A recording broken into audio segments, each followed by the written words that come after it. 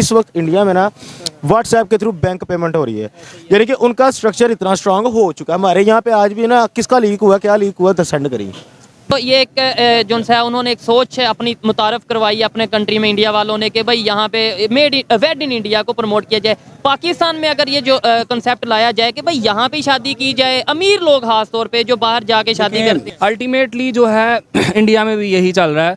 पिछले 9 साल से नरेंद्र मोदी साहब वहाँ पे हुकूमत कर रहे हैं, और आप उनकी अगर स्ट्रगल देखेंगे तो वो चाय का ठेला लगाते थे और वहाँ से वो ऊपर आए हैं। तो ऐसा नहीं है कि वो रातों रात वजीर आज़म बने हैं, उन्होंने लगा और उन्होंने फिर अपने कंट्री को भी इस पोजीशन में यस, सबसे बड़ा जो फैक्टर होता है वो है स्टेबिलिटी। वो इतने बड़े मतलब अपनी आवाम के साथ मुखलिस हैं कि ये पीछे वर्ल्ड कप हुआ है, इंडिया हार गया। अब इसमें आप सबको पता है, लानिया पता है, वन नेक्स्ट बेट वगैरह और इस तरह दूसरी चीज़ें चलती हैं, ठीक है। ये जो एप्लीकेशन चलती है ना, इसके अंदर बैक एंड के ऊपर इंडिया बैठा हुआ है।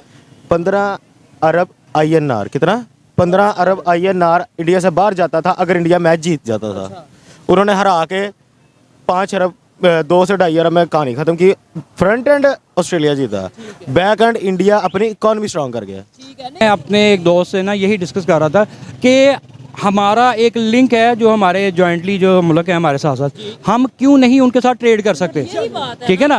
ट्रेड को छोड़े सीख क्यों नहीं सकते? नहीं, ट्रेड क्यों नहीं कर सकते, इसलिए उसकी रीज़न है। देखें, इंडिया हो गया या अदर दैन कंट्रीज, जो पाकिस्तान से बहुत सी प्रोडक्ट्स ऐसी हैं कि जो आउट ऑफ द वे जाके लेती हैं, परचेज करती हैं, ठीक है ना। जैसे सर्जिकल इंस्ट्रूमेंट्स हैं, स्पोर्ट्स गुड्स हैं, एंड अदर दैन के जो डिफरेंट किस्म की और चीज़ें हैं कि जो पूरी दुनिया में नहीं बनती, ठीक है ना। वो आउट ऑफ द वे जैसे दुबई में जाके परचेज कर लेंगे, इंडियंस जाके परचेज कर आपको कि ना पाकिस्तान के वो एक पॉलिटिशियन है काफ़ी अपर टेबल के, नाम नहीं लूँगा, वो अपर टेबल के जो पॉलिटिशियन है ना, उनके पास है ना बिल गेट्स।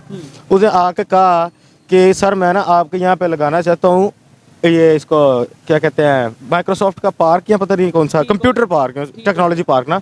तो उसने कहा कि वहाँ पे रोबोट्स झूले देंगे। लिटरल ये रियल बात है।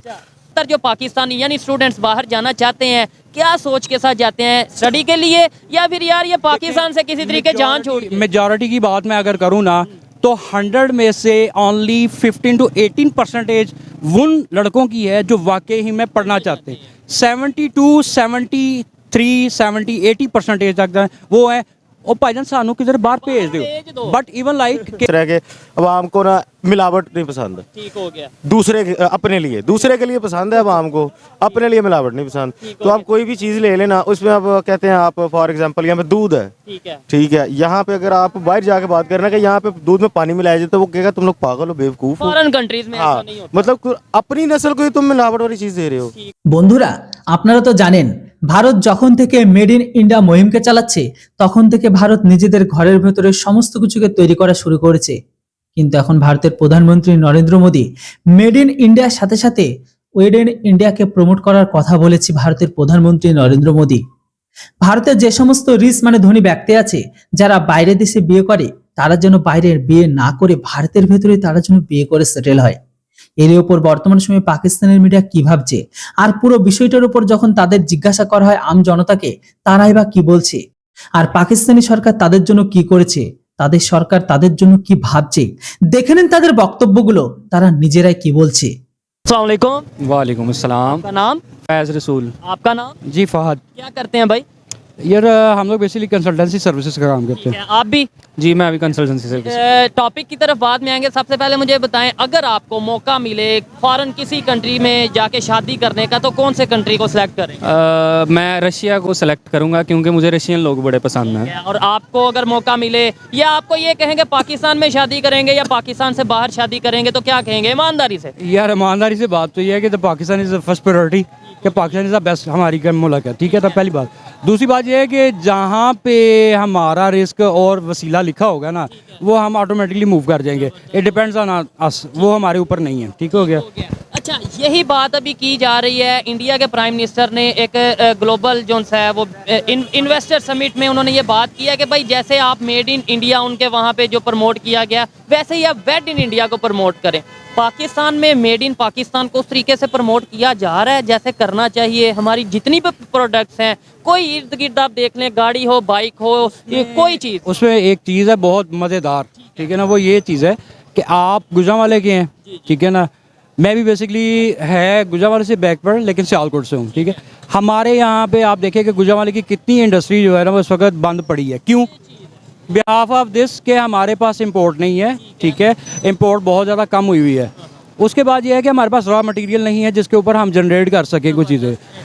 गुजरांवाला की इंडस्ट्री जो है वो रिलेट करती है ज़्यादातर घरों के अंदर जो है ना छोटी छोटी इंडस्ट्रीज लगी हुई हैं, ठीक है ना। टाइम पे इंडस्ट्रियल हब था और कहा यह जाता था कि पूरे पाकिस्तान यही बात है, क्योंकि देखें जो एक ऑयल है, मेरे उसका नाम नहीं ज़हन में आ रहा, कि जिसको सरफेस ऑयल कहा जाता है, वो काफ़ी ज़्यादा जनरेट होता है यहाँ पे, ठीक है ना। लोहे की मंडी भी यहाँ पे है, ठीक है, स्टील की मंडी भी यहाँ पे है, जिसको मतलब कि पूरी पंजाब साइड पे। अगर ओवरऑल प्रोडक्ट्स की बात करें, गाड़ियों की बात कर लें, बाइक्स की बात कर लें, मोबाइल की बात कर लें या दूसरी कोई भी टेक्नोलॉजी के हवाले से बात करें, हम यहाँ पे क्यों चाइना के ऊपर डिपेंडेंट हैं? हम क्यों नहीं आज़ाद अपने तौर पे अपनी प्रोडक्ट्स बना पाते? मुझे ये बात बताओ कि सबसे पहले तो बात यह है कि प्रोडक्ट तो बात की बात है, हमारे पास एजुकेशन लेवल है।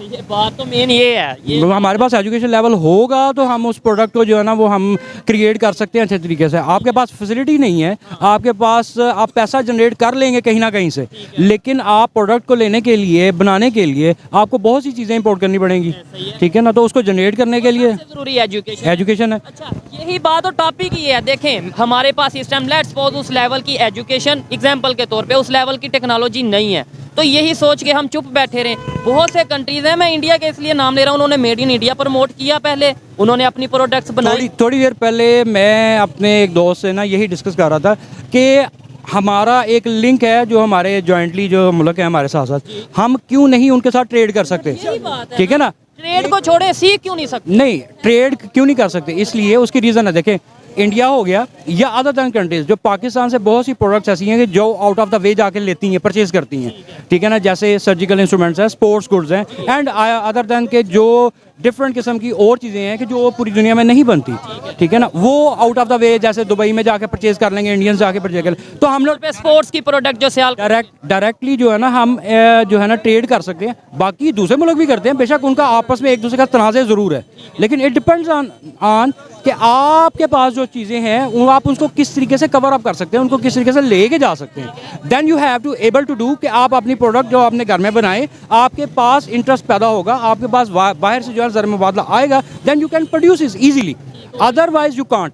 ठीक है, इंडिया और चाइना का कन्फ्लिक्ट चल रहा है, उनका बॉर्डर पे, उनका लद्दाख के मामले में, लेकिन वो ट्रेड कर रहे हैं, that is the main reason, ठीक है ना। आपसे अच्छा लग रहा है इनसे बात करके। एक दो सवाल और भी करेंगे भाईजान। आपसे मैं पूछना चाहूंगा कि क्या वजह है, जैसे आपने बोला रशिया जाके शायद, देखें वो आपकी अपनी ओपिनियन है, लेकिन ये लिंक्ड कर रहा है इस वीडियो से, इस टॉपिक से, कि वो कह रहे हैं कि मेड इन, जैसे आपने मेड इन इंडिया को उन्होंने प्रमोट किया, वेड इन इंडिया, यानी कि यहाँ से इन्वेस्टर बाहर ना जाए, कोई यूथ बाहर ना जाए, मतलब अमीर लोग खास तौर पर हैं वो उनके कंट्री इंडिया से बाहर ना जाएं और शादी ना करें, इंडिया में ही करें।